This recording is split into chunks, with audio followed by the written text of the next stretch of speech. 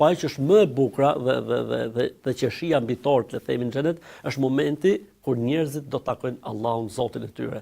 Domethënë, nuk ka gjë më të bukur, siç e thot vetë pejgamberi sa dhe siç e ka thënë Kur'ani, lilladhina ahsanu al-husna wa ziyada. Për ata të cilët kanë bërë mirë, do të ketë mirësi pafund, po do të ketë dhe diçka plus, do të ketë dhe diçka më tepër. E pyet ekstra. E pyetën profetin alayhis salam, thonë pejgamberi Zot, ç'është kjo? Diçka më tepër, diçka plus ekstra, tha shikimi i të madhit Zot.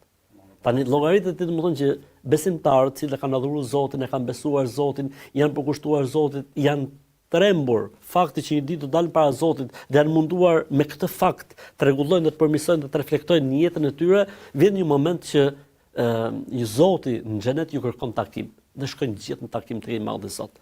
Thotë Zoti, a ju ka mbet gjë? Thonë jo. A doni dëgjë? Jo. A keni ndonjë kërkesë? S'kemi më. A keni ndonjë dëshirë? Llogaritë ky njeriu sot, ky që s'ngopet kurrë, do të vijë një moment që do thotë s'kam çfarë të kërkoj. Pra ka mbaruar gjithçka.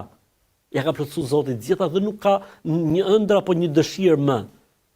Atëherë, thotë Zoti, o besimtar, po ju njoftoj se unë ndaj jush jam i kënaqur dhe kurrë nuk do të zemrohem, do të derdh mbi ju kënaqësinë time. Thotë pejgamberi alayhis salam, dhe kjo është një nga mirësitë dhe begatitë më të mëdha që përjetojnë xhenetlit.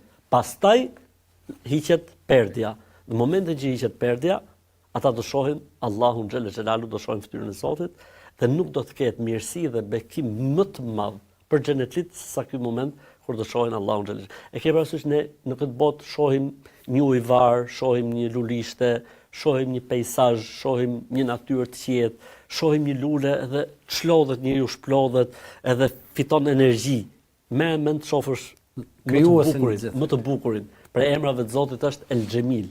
Pra çdo bukuri që mund të ekzistojë apo mund të imagjinohet është e krijuar nga i madhi Zot. Ti tani do të kesh një raport që të më të bukurin, më të mirin, më të përsosurin, më të lavdruarin, më të lartësuarin, do ta shohësh me sy të ballit. Normalisht me sy që kanë parametra dhe fuqi tjetër. Edhe kjo normalisht do të jetë mirësia dhe begatia më e madhe që do të përjetojnë banorët e xhenetit. E rëndësishme është që njeriu këto gjëra ti besoj që është në jetën e kësaj bote dhe të rregulloj jetën e tij në raport me këto gjëra që është në jetën e kësaj bote dhe padyshim që muaji Ramazan është një moment që njeriu e lidh me një nga momentet më të bukura të botës, që është Babu Rayyan, pra një portë e madhe nga portat e parajsës, e ka emrin porta e shuarjes. Domethënë aty do të futen agjëruesit, ata që kanë dhënë hakun e agjërimit, ata që janë përkushtuar në agjërim, ata që janë munduar ta ruajnë agjërimin e tyre, ata kanë një portë që futen vetëm ata, dhe kur mos ketë më agjërues mbyllet kjo porta dhe hapen portat e tjera.